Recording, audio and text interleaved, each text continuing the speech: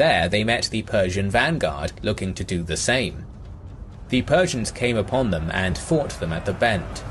The vanguard suffered from thirst, hence they fled without making much of a stand. Being hard pressed, they retreated to the nearby water source of Al-Jubabat. The Bakr ibn Wa'il pursued them, fighting fiercely.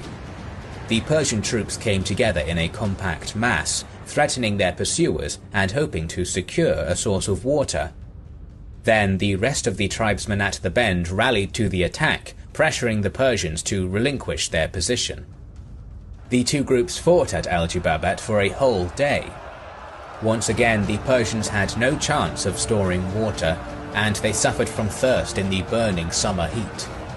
They again retreated, this time towards the depression of Dukar, where the other tribesmen of the Bakr ibn Wa'il had taken up their positions.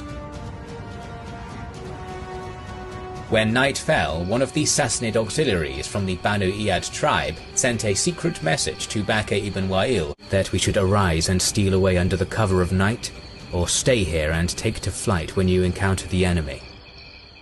The tribesmen preferred the second option. At night, a group of tribe members used the turmoil of the early morning fighting to lay an ambush a bit further along the valley towards the Euphrates. This group, commanded by Yazid bin Himar, was ordered to conceal themselves in what is known as the Hollow of Dukar in order to surprise the approaching main Persian army. The second day of the battle entered a new phase when the main Persian army reached their vanguard in the depression of the Dukar Valley. The armies finally met across the line and the fighting was fierce.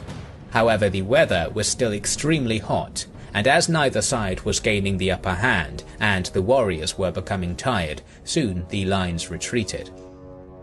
Seeing that some of his kinsmen were fearful, commander of the Arab army Hanzala used a brief lull in the fighting to cut even more straps on saddles to make sure nobody would flee the battlefield. He also reorganized his army into two groups on the flanks, without a strong center.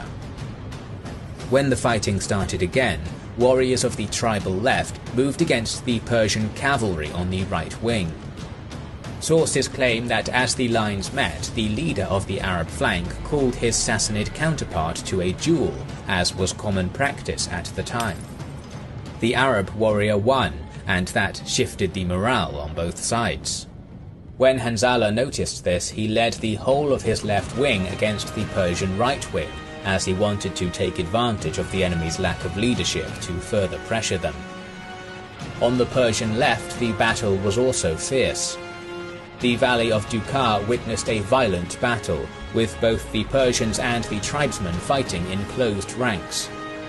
The concealed force under Yazid then came up behind the Persians from the hollow of Dukar and launched an attack on the rear of the enemy's centre, where the Sassanid leader, Iyas ibn Qabisa, was.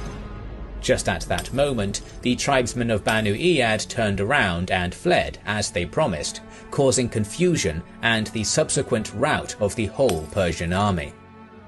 The Bakr ibn Wa'il had made their enemy yield, and they turned and fled. They slew the Persians and those with them from the depression of Dukar as far as an unidentified place a bit further away to the northwest. The Battle of Dukar had lasted for 2 full days, and it became known throughout the whole Arabian Peninsula. Although this battle had no short-term consequences, it played a role in the Caliphate's expansion. The Arab tribes were more willing to join the Muslim forces, and the lack of the Lakhmid buffer made the Sassanids vulnerable.